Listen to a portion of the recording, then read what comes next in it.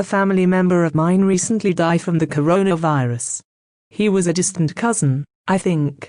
We were not very close, but I'd seen his daughter on and off, throughout the years.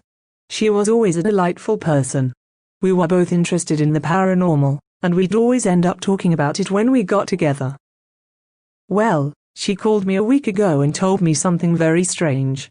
Her name is Mary, and her dad's name was Danny. Danny worked construction, in charge of a small crew of guys.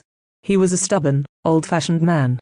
If you know these types, you'll know they're all secretly terrified of their own mortality, but refuse to admit it. They hate to talk about death, and they're always the most bitter at funerals. Anyway, Danny gets sick. Real sick. He refuses to admit it. He goes to work every day, as his condition worsens. Mary begs him to go see a doctor, but he just gets angry. Eventually, Mary lets the matter drop. A week goes by and Danny's cough is getting worse. He's looking very pale. Danny's crew has noticed his condition. They collectively decide they need to go straight to Danny's boss. They tell him, "Danny's not looking so good, sir. He doesn't even look like the same man anymore." The boss goes up to Danny. "How are you feeling, Danny?" Danny replies, "Fine, boss." "Yeah? Well, you don't look so good. I want you to go see a doctor, and don't come back unless you've got a doctor's note." Later that day, Mary is doing dishes, and she hears Danny's truck pull into the driveway. She continues washing dishes, but the truck is idling in the driveway for a long time. She goes outside and sees Danny slumped over his steering wheel. Mary panics. There's a firefighter station right down the road, and Mary runs over, hysterical. "Help, help. I think my dad is dying." The firefighters rush over. Right away they can see that he is hardly breathing. They hook him up to an oxygen tank and rush him to a hospital. They tell Mary, "It's good you came. If we hadn't given him any oxygen, he might have died." The doctors at the hospital determine that Danny's got pneumonia. He has also tested positive for the coronavirus. The doctors scold him for not coming in earlier. They tell Mary that she can't stay with her dad. The doctors tell her that he needs to stay isolated. Mary stays home, alone. A few days later, she's working out in the garden, when she receives a phone call. She answers, but there's no response on the other end. She hangs up, puts her phone in her pocket, and then looks up. Across the garden, she sees Danny. He was never a very loving father, and he rarely smiled. But he's beaming, and looks the happiest he's ever been. Mary cries out, "Daddy."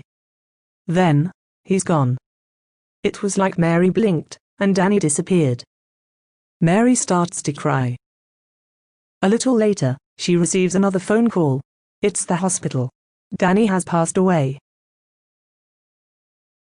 The next afternoon, Mary receives a call from Danny's work friend. He tells Mary, "I felt that I needed to tell you something." He tells her that the day before, he and the other guys were all at work, on their lunch break.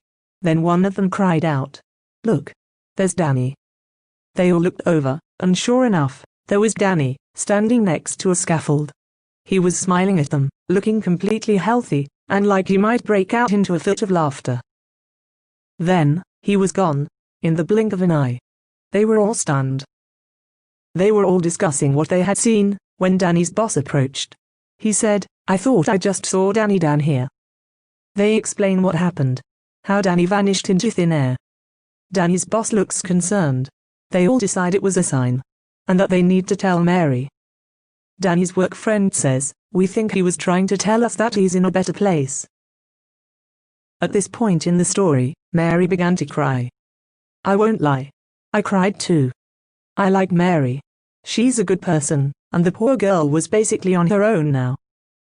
I told her that if she needed anything, not to hesitate to call. She thanked me, but said she'd be fine. She told me she wasn't sure at first how she'd handle it if her dad died. He was always scared of death. She knew that. And it hurt her to know how terrified he must have felt alone in that hospital.